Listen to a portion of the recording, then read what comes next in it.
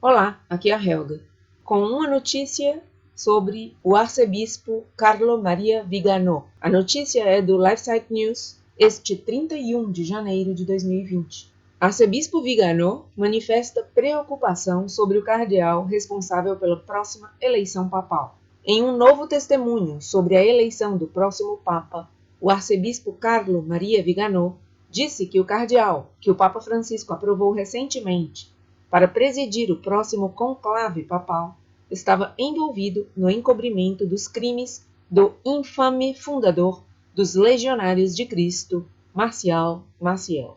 Em uma declaração divulgada no dia 31 de janeiro, intitulada Os fiéis têm o direito de saber, o arcebispo Vigano afirma que a confirmação do Papa Francisco, do cardeal Leonardo Sandri, como vice-decano do Colégio Cardenalício, é uma obra-prima de engano.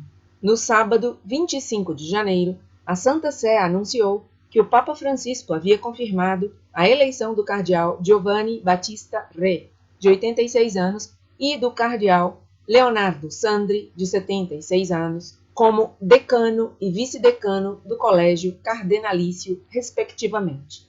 O anúncio ocorreu um mês depois que o cardeal Angelo Sodano, de 92 anos, renunciou ao cargo de decano do Sacro Colégio. A aprovação de Francisco dessas eleições passou quase despercebida e ainda oculta uma estratégia desonesta, escreve o arcebispo Vigano. O ex-núncio apostólico nos Estados Unidos sustenta que a confirmação do cardeal Re como decano do Sacro Colégio é uma cobertura para outra nomeação mais eficaz, a do cardeal Sandri, que foi preparada ad hoc para dirigir o próximo conclave Secundum Franciscum, ou seja, de acordo com uma edição atualizada e aumentada do grupo de St. Gallen. O decano do Colégio Cardinalício preside o Sacro Colégio.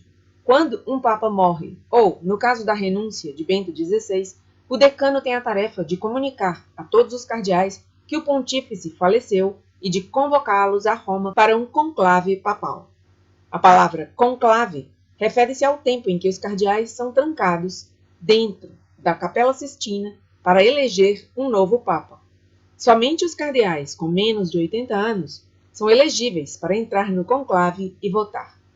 O decano do colégio preside o conclave e também supervisiona o que se denomina congregações pré-conclave, nas quais os cardeais discutem a logística e o planejamento para o conclave e, principalmente, encontram seus irmãos cardeais e conhecem suas posições. Todos os cardeais, mesmo aqueles que não podem votar na eleição real por razões de idade, são elegíveis para participar das congregações. Esse foi o caso do ex-cardeal Theodore McCarrick em 2013. O papel do vice-decano é atuar como um substituto quando o decano não puder exercer seu cargo. Aos 86 anos, o cardeal Re, como decano recém-eleito, não é elegível para participar ou presidir o próximo conclave e, portanto, cederá esse papel ao cardeal Sandri, de 76 anos. O cardeal Re ainda supervisionará as congregações, mas o cardeal Sandri, como vice-decano do Colégio Cardenalício, exercerá o papel mais importante, presidir a eleição do próximo Papa. Isso não é uma novidade. Em 2013, após a renúncia de Bento XVI por motivos de idade, o cardeal Angelo Sodano cedeu esse papel ao então vice-decano cardeal Re, que presidiu a eleição do Papa Francisco. Em sua nova declaração, o arcebispo Vigano relembra seu primeiro testemunho em agosto de 2018 para reiterar que a pessoa responsável por encobrir os crimes cometidos por Maciel era o então secretário de Estado, cardeal Angelo Sodano. Infelizmente para ele, Sandri também deixou-se envolver por Sodano nessa operação para encobrir os horríveis crimes de Maciel, acrescenta Vigano. Com base em sua experiência em primeira mão como membro do corpo diplomático e alto funcionário da Secretaria de Estado do Vaticano, o arcebispo Vigano testemunha que, através de uma série de manobras obscuras, o cardeal Sandri foi transferido para o México para substituir o arcebispo Justo Muyor que foi removido da nunciatura apostólica no México porque se opôs às diretrizes vindas da Secretaria de Estado para encobrir as acusações muito graves contra Marcial Maciel. O arcebispo Viganó escreve: para substituir o arcebispo Muyor na cidade do México, era necessário nomear uma pessoa de lealdade infalível a Sodano. Sandri já havia dado provas disso como assessor para a seção de Assuntos Gerais da Secretaria de Estado. Servindo na época como núncio na Venezuela por pouco mais de 2 anos, ele foi transferido para o México. Esse novo testemunho ecoa o primeiro, no qual ele escreveu: sabe-se que Sodano tentou encobrir o escândalo do padre Maciel até o fim. Ele até mesmo removeu o núncio na cidade do México, Justo Muyor, que se recusou a ser cúmplice em seu plano de encobrir Maciel, e em seu lugar nomeou Sandri, então núncio na Venezuela, que estava disposto a colaborar no encobrimento. Em seu primeiro testemunho, o arcebispo Viganó também declarou que informou o cardeal Sandri, juntamente com o cardeal Tarcísio Bertone, sobre o abuso, durante décadas, de padres e seminaristas por parte de Theodore McCarrick. Sandri foi um dos vários prelados de alto escalão que conheciam todos os detalhes da situação referente ao cardeal McCarrick, testemunhou Viganó. Os vínculos do cardeal Sandri com os legionários de Cristo e as alegações de que ele permaneceu calado sobre os crimes de Maciel foram amplamente divulgados na mídia de língua italiana e inglesa recentemente e nos últimos anos. Viganó observa sua amizade de longa data com o cardeal Sandri, que já dura 50 anos, desde a época em que ambos compartilharam seu tempo na Academia Eclesiástica Pontifícia, uma academia de treinamento para diplomatas do Vaticano, e na Secretaria de Estado. Ele também afirma que seu novo testemunho inspira-se unicamente no vínculo dessa amizade e que o oferece pelo bem de sua alma, pelo amor da verdade, que é o próprio Cristo, e pela Igreja, sua noiva, a quem servimos juntos. O ex-núncio dos Estados Unidos também testemunha que o Papa Francisco, tendo-lhe perguntado sobre Sandri, sabia de seu caráter e da transferência para o México, e promoveu-o a cardeal sacerdote em maio de 2018 e um mês depois a cardeal bispo para poder confirmá-lo como vice-decano do Colégio Cardenalício, um candidato preparado por Francisco para presidir o próximo conclave. O arcebispo Viganó conclui: os fiéis têm o direito de conhecer essas intrigas sórdidas de um tribunal corrupto. No coração da Igreja, parece que vislumbramos a sombra iminente da sinagoga de Satanás. Apocalipse 2:9.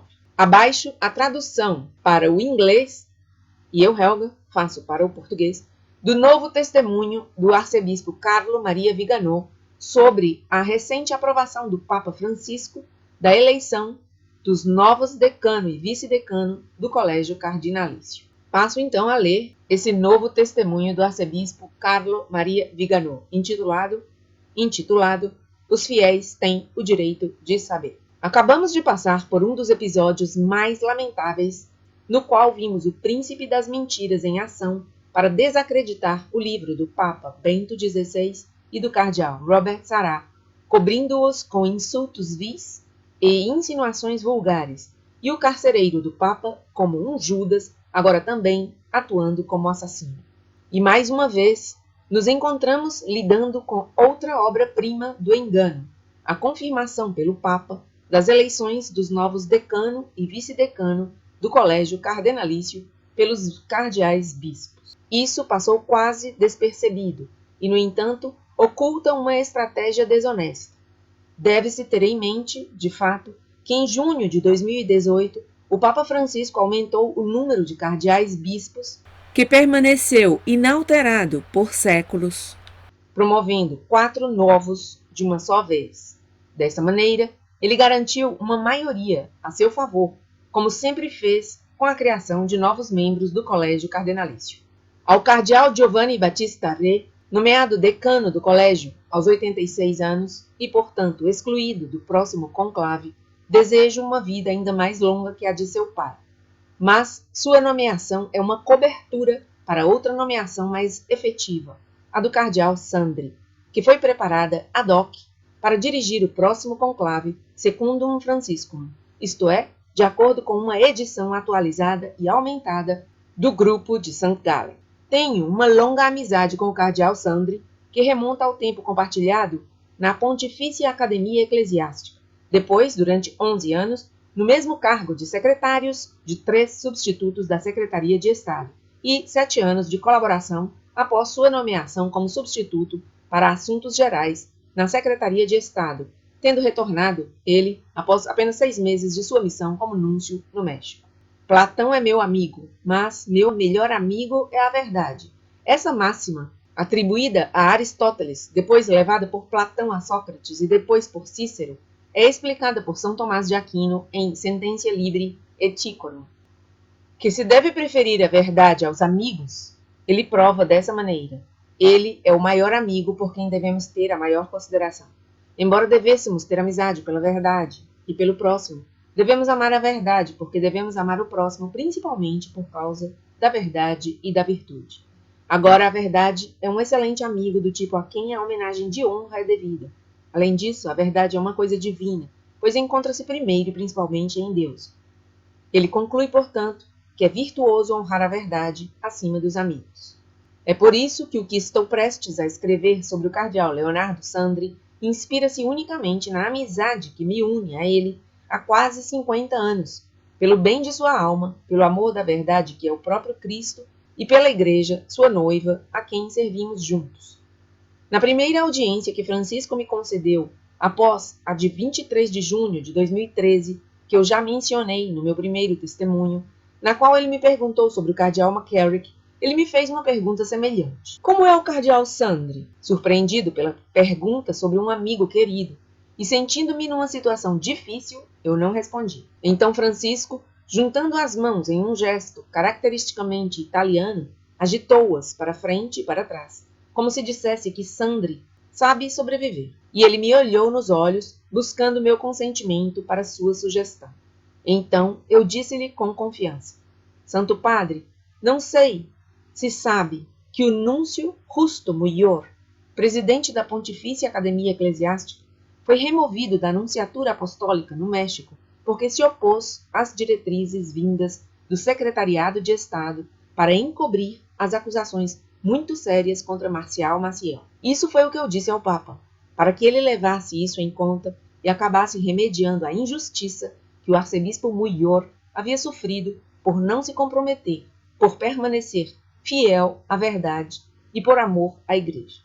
Reafirmo esta verdade aqui, para honrar este fiel servo da Santa Sé, em cuja tumba, na Catedral de Almeria, Espanha, celebrei uma santa missa de sufrágio. Eu já escrevi, em meu primeiro testemunho, que o principal responsável por encobrir os crimes cometidos por Maciel foi o então secretário de Estado, cardeal Ângelo Sodano, cuja recente aceitação de renunciar como decano do Colégio de Cardeais estava ligada ao seu envolvimento no caso Maciel. Ele, além de proteger Maciel, certamente não é estranho às promoções de McCarrick. Enquanto isso, o cardeal Francis Zarinzi merece ser reconhecido por se opor, na Congregação para a Doutrina da Fé, à tentativa de Sodano de encobrir o caso Maciel. Infelizmente para ele, Sandri também se deixou envolver por Sodano nessa operação para encobrir os horríveis crimes de Maciel. Para substituir o arcebispo Muyor na cidade do México, era necessário nomear uma pessoa de lealdade infalível a Sodano. Sandri já havia dado provas disso como assessor da seção de Assuntos Gerais da Secretaria de Estado. Servindo como núncio na Venezuela por pouco mais de 2 anos, ele foi transferido para o México. Fui testemunha direta dessas manobras obscuras, que os responsáveis descreveriam como transferências normais de pessoal, por meio de uma conversa que eles tiveram no dia 25 de janeiro de 2000, festa da conversão de São Paulo, enquanto estávamos a caminho da basílica que leva seu nome para o encerramento da Semana de Oração pela Unidade dos Cristãos. A cadeia que liga as datas dessas transferências é muito significativa. Em 19 de janeiro de 2000, o arcebispo Giorgio Zur, presidente da Pontifícia Academia Eclesiástica, por apenas 1 ano, foi transferido para Moscou. Em 11 de fevereiro de 2000, o arcebispo Justo Muyor, que naquele momento estava no México há apenas 2 anos e meio, foi nomeado presidente da Pontifícia Academia Eclesiástica. Em 1º de março de 2000, o arcebispo Sandri foi transferido para o México depois de passar apenas 2 anos e meio na Venezuela. Apenas 6 meses depois, em 16 de setembro de 2000, Sandri foi promovido a substituto da Secretaria de Estado, ou seja, braço direito de Sodano. Os legionários de Cristo não deixaram de demonstrar sua gratidão a Sandri. Na ocasião de um almoço realizado no átrio da Sala Paulo VI, em homenagem aos cardeais, incluindo Sandri, que foram criados no consistório de 24 de novembro de 2007, eu fiquei perplexo quando Sandri me contou de antemão o que ele estava prestes a dizer ao Papa Bento enquanto ele entrava. Santo Padre, me perdoará se eu não fico para almoçar, mas estou sendo esperado por 500 dos meus convidados nos Legionários de Cristo. Francisco, depois de se referir repetida e obsessivamente a um clericalismo não especificado como causa do abuso sexual, a fim de evitar denunciar o flagelo da homossexualidade, está agora exibindo o clericalismo mais inescrupuloso, uma acusação que ele lança a outros. Os fiéis têm o direito de conhecer essas intrigas sórdidas de um tribunal corrupto. No coração da Igreja, parece que vislumbramos a sombra iminente da sinagoga de Satanás. Apocalipse 2, 9. Carlo Maria Viganò, arcebispo titular de Ulpiana, núncio apostólico. E assim termina esse testemunho de Monsenhor Carlo Maria Viganò. Nada mais pelo momento, obrigada por estar aí e até meu próximo vídeo.